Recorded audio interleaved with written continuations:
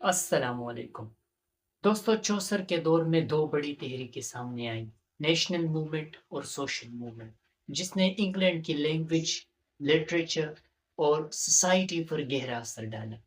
تو اس ویڈیو میں ہم آج اس پہ بات کریں گے، تو چلیے سٹارٹ کرتے ہیں۔ چوسر کا جو دور تھا نا دوستو، تو وہ ایک ٹرانزیشنل دور تھا، یعنی اس دور میں بہت بڑی تبدیلی آئی۔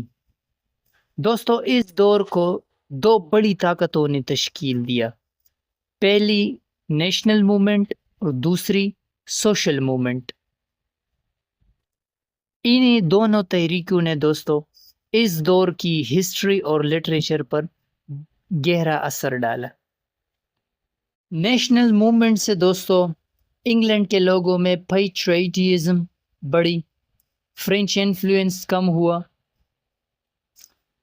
انگلش لینگویج مضبوط ہوئی، اور لوگوں میں دوستو ایک قومی شناخت پیدا ہوئی۔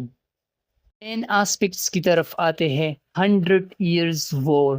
دوستو، انگلینڈ اور فرانس کے درمیان ایک طویل جنگ ہوئی جسے 100 ایئرز وار کہا جاتا ہے۔ اس جنگ نے انگلینڈ کے لوگوں میں دوستو نیشنل پرائڈ پیدا کیا، اور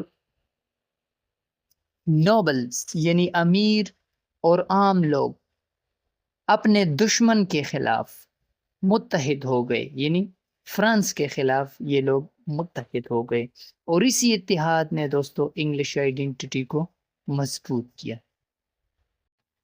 لینگویج اینڈ کلچر۔ دوستو، پہلے فرینچ لینگویج ڈومیننٹ لینگویج تھی، امیروں کی لینگویج تھی، کورٹ کی لینگویج تھی، جبکہ لیٹن چرچ میں یوز ہوتی تھی، اور انگلش جو تھی نا تو وہ آہستہ آہستہ عام ہونے لگی۔ 1362 میں دوستو کورٹس میں انگلش لینگویج کو سرکاری لینگویج بنا دیا گیا۔ اس سے دوستو انگلش لینگویج اور کلچر کو جو ہے نا وہ فروغ ملا۔ لٹریچر۔ دوستو، چوسر اور دوسرے پوئٹس اور رائٹرز نے مڈل انگلش میں لکھا، جس سے لوگ اپنی لینگویج پر فخر کرنے لگے، اور یہ لینگویج بہت مشہور ہو گئی۔ Social movement. دوستو، یہ وہ دور تھا جب فیوڈلزم کمزور ہونے لگا اور عام مزدوروں اور کسانوں کی اہمیت بڑھنے لگی۔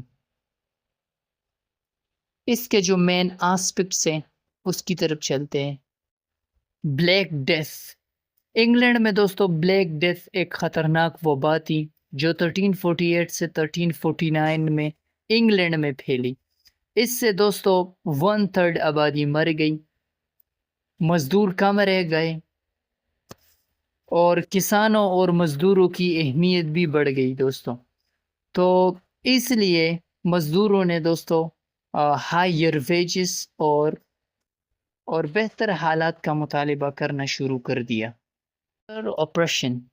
دوستو، رولنگ کلاس نے مزدوروں کو ہائر ویجز لینے سے روکنے کے لیے سخت قوانین بنائے، جیسے اسٹیچوٹ آف لیبرز 1351۔ ان قوانین کے ذریعے دوستو مزدوری کم رکھی گئی اور کسانوں کو اپنی زمین پر کام کرنے پر مجبور کیا گیا۔ Peasants revolt 1381۔